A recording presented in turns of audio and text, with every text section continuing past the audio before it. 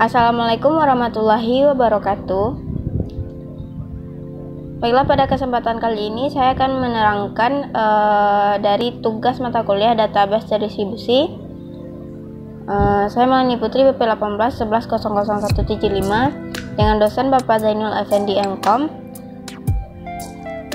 Pada kali ini materi yang akan kita bahas yaitu mengenai manajemen transaksi. Jadi kita akan membahas mengenai bagaimana manajemen transaksi di dalam suatu sistem multi database terdistribusi. Nah, transaksi merupakan program termasuk kumpulan operasi basis data dieksekusi sebagai unit logis dari pemrosesan data. Operasi dilakukan dalam suatu transaksi mencoba satu atau lebih banyak operasi basis data seperti menyisipkan, menghapus, memperbaiki, atau mengambil data. Itu adalah proses yang dilakukan sampai selesai seluruhnya atau tidak dilakukan sama sekali. Sebuah transaksi hanya melibatkan pengambilan data tanpa pembaruan data disebut read-only transaksi. Setiap operasi tingkat tinggi dapat dibagi menjadi beberapa tugas atau operasi tingkat rendah. Misalnya, operasi pembaruan data dapat dibagi menjadi 3 tugas, yaitu read item, artinya membaca item data dari penyimpanan ke memori data. Kemudian modifikasi item, mengubah nilai item di memori utama. Kemudian write item, yaitu menulis nilai yang dimodifikasi dari memori utama ke penyimpanan. Akses database dibatasi untuk operasi read item dan write item. Demikian juga untuk semua transaksi membaca dan menulis membentuk operasi basis data dasar. Jadi itulah pengertian transaksi dari materi kita, yaitu manajemen transaksi. Transaksi tadi artinya program termasuk kumpulan operasi basis data dieksekusi sebagai unit logis dari pemrosesan data. Itu pengertian transaksi. Nah, kemudian ada namanya manajemen katalog terdistribusi. Menyimpan data terdistribusi pada beberapa tempat dapat menjadi sangat kompleks. Kita harus menyimpan data bagaimana relasi difragmentasi dan replikasi, bagaimana fragmen relasi didistribusikan ke beberapa tempat, dan di mana kopi dari fragmen disimpan.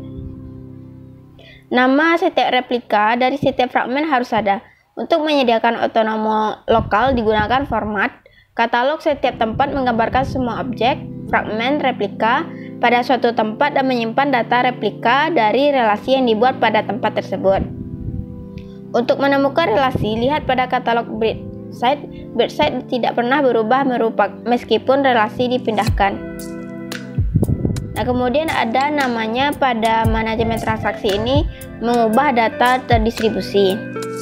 Untuk melakukan pengubahan data terdistribusi dilakukan replikasi transaksi yang dapat dilakukan dengan cara pertama itu synchronous replication, artinya semua kopi dari relasi yang dimodifikasi atau fragmentasi harus diubah sebelum modifikasi transaksi commit. Distribusi data dibuat transparan ke pemakai. Kemudian ada namanya asynchronous replication.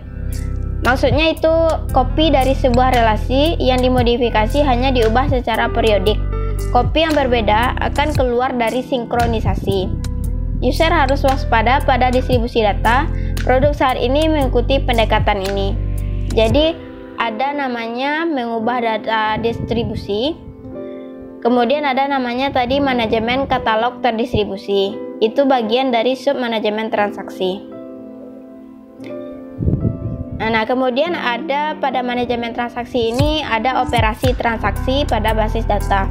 Operasi tingkat rendah yang dilakukan dalam suatu transaksi adalah ada beberapa operasi-operasi. Yang pertama, begin transaction, artinya sebuah penanda yang menentukan awal eksekusi transaksi. Kemudian read item atau write item, maksudnya operasi basis data yang dapat disisipkan dengan operasi memori utama sebagai bagian dari transaksi. Kemudian end transaction, artinya sebuah penanda yang menentukan akhir dari transaksi. Kemudian commit, artinya sinyal untuk menentukan bahwa transaksi telah berhasil diselesaikan seluruhnya dan tidak akan dibatalkan. Kemudian ada rollback, maksudnya sinyal untuk menentukan bahwa transaksi tidak berhasil dan semuanya perubahan sementara dalam database dibatalkan. Itu artinya rollback. Transaksi yang dilakukan tidak dapat digulung kembali. Nah, ada operasi transaksi ada 5: begin transaction, read item atau write item, end transaction, commit, dan rollback. Nah, kemudian ada namanya status transaksi pada manajemen transaksi. Maksudnya itu suatu transaksi dapat melalui subset dari 5 status: aktif, sebagian, berkomitmen, gagal, dan dibatalkan. Yang pertama, aktif. Status aktif ini maksudnya status awal tempat transaksi masuk adalah status aktif. Itu transaksi tetap dalam keadaan ini saat sedang mengeksekusi baca, tulis, atau lainnya operasi. Kemudian berkomitmen sebagian. Maksudnya yaitu transaksi memasuki status ini setelah pernyataan terakhir dari transaksi telah dijalankan. Kemudian berkomitmen, maksudnya transaksi memasuki status ini setelah berhasil menyelesaikan transaksi dan pemeriksaan sistem telah mengeluarkan sinyal komit. Kemudian gagal. Gagal maksudnya yaitu transaksi berubah dari status komitmen sebagian atau status aktif menjadi gagal, menyatakan ketika ditemukan bahwa eksekusi normal tidak dapat dilanjutkan lagi atau sistem pemeriksaan gagal. Kemudian dibatalkan. Statusnya ini artinya yaitu setelah transaksi dibatalkan setelah gagal dan database telah dikembalikan ke keadaan sebelum transaksi dimulai atau aktif. Nah, itulah materi mengenai manajemen transaksi pada kali ini.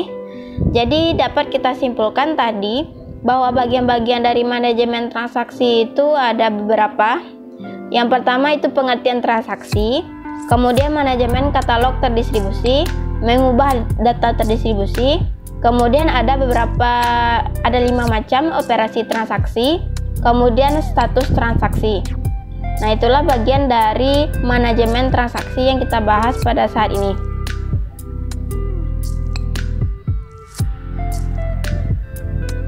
Nah, dapat disimpulkan bahwa transaksi itu adalah program termasuk kumpulan operasi basis data dieksekusi sebagai unit logis dari pemrosesan data. Jadi ada 5 operasi transaksi: begin transaction, read item atau write item, end transaction, commit, rollback. Kemudian ada aktif, berkomitmen, sebagian, kemudian gagal, dan dibatalkan. Itu sebagai status transaksi. Nah, itulah pada materi pada kali ini. Saya sudahi. Assalamualaikum warahmatullahi wabarakatuh.